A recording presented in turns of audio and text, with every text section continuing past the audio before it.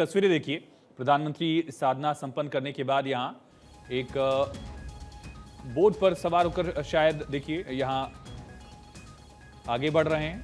ये तस्वीरें आप देख सकते हैं किस तरह से प्रधानमंत्री नरेंद्र मोदी यहाँ जो प्रतिमा है उसके दर्शन करते हुए पानी से पूजा।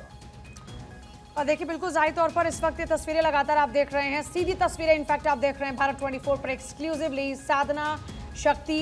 और साधना शक्ति के बाद में फिलहाल पीएम मोदी आगे बढ़ते हुए, आप इससे पहले आपको बता दें कि मोदी ने प्राणायाम किया, योग किया, सूर्य को अर्घ्य किया, उपासना की, मंडपम में परिक्रमा की।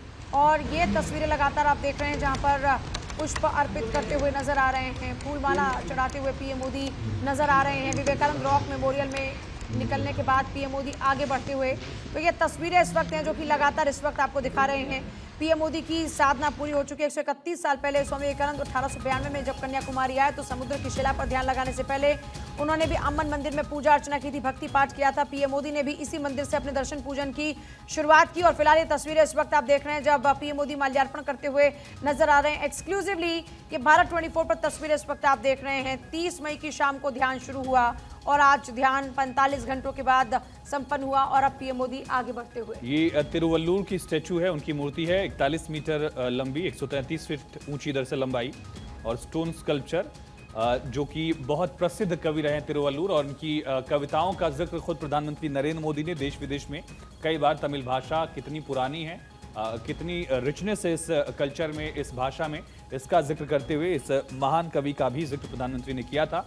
कन्याकुमारी में ही इनकी विशाल प्रतिमा है। प्रधानमंत्री ने उनके प्रतिमा के चरणों में ये पुष्प अर्पित की और उनको नमन किया है।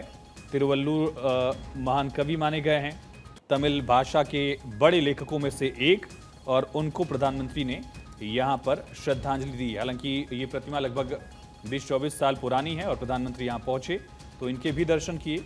और माना जाता है कि मोरारजी देसाई, जब इमरजेंसी के बाद सरकार आई थी जनता पार्टी की सरकार, तब इसकी नींव रखी गई थी। बनते बनते इसको काफ़ी वक्त लगा और प्रधानमंत्री साधना संपन्न करने के बाद विवेकानंद रॉक मेमोरियल पर अपनी पूरी पूजा खत्म करने के बाद, पूरी करने के बाद यहाँ पहुँचे और उनकी प्रतिमा को इस तरह से उसके दर्शन किए।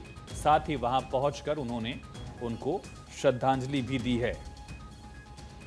तो देखिए साउथ में आपने इस बार देखा तो चुनाव से पहले ही आपको वो तस्वीरें भी याद होंगी जब राम मंदिर में भगवान श्री राम की प्रतिमा की स्थापना की बात हो रही थी। उस दौरान में भी सबसे पहले जो प्रतिष्ठान पीएम मोदी ने शुरू किया वो दक्षिण भारत से शुरू किया और अब एक बड़ा मैसेज देने की भी कोशिश की जा रही है। एक तरीके से ये संदेश प्रभावी है कि दक्षिण भारत की जो अपनी एक रिचनेस है, यहाँ की जो संस्कृति है, उसको जो पहचान मिलनी चाहिए, यहाँ के साहित्य की बात हो, यहाँ की संस्कृति की बात हो, या फिर यहाँ पर जो जो खासियतें हैं उन हर खासियतों को उजागर करने की कोशिश भी की जा रही है। खुद पीएम मोदी जिस तरीके से इस बार दक्षिण में पहुंचते हैं और फिर उसके बाद यहाँ पर ही जब विराम लगता है चुनाव प्रचार को, तो यहाँ साधना शक्ति जाहिर तौर पर एक बड़ा संदेश देने की भी कोशिश है।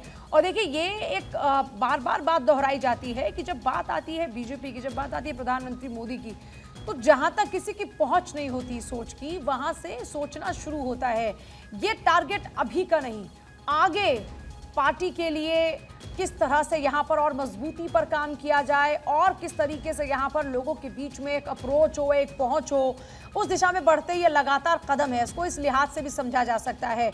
आप देखिए जब 400 पार की बात की जा रही है तो उसमें एक बड़ा इंपॉर्टेंट फैक्टर माना जा रहा था कि साउथ में भी बढ़त बनानी होगी। हालांकि देखिए चाहे आप बात करें पूर्वोत्तर के राज्यों की, उधर भी बीजेपी ने बढ़त बनाई, लेकिन साउथ एक ऐसा पार्ट रहा जहां पर बार बार ये माना जाया करता था कि बीजेपी को यहां पर और मेहनत करने की आवश्यकता है।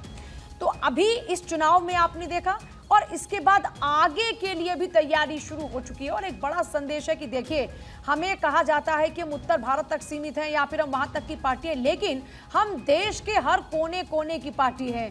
हमारा ताल्लुक देश के कोने कोने से है, यहाँ की जनता से है, 125 करोड़ की आबादी से है और ये एक बड़ा मजबूत संदेश देने की कोशिश है। इसलिए जब यहाँ की बात हो रही तो यहाँ के साहित्य की बात भी हो रही है, यहाँ पर संस्कृति की बात भी हो रही है, यहाँ के तमिल भाषा की बात भी हो रही है, यहाँ के मंदिरों की बात भी हो रही है, यहाँ की वेशभूषा की बात भी हो रही है। क्योंकि बार बार एक जो दीवार सी मानी जाती है उत्तर भारत और दक्षिण भारत में, उस दीवार को खत्म करने की भी इसे कोशिश के तौर पर देखा जा सकता है। आयुष।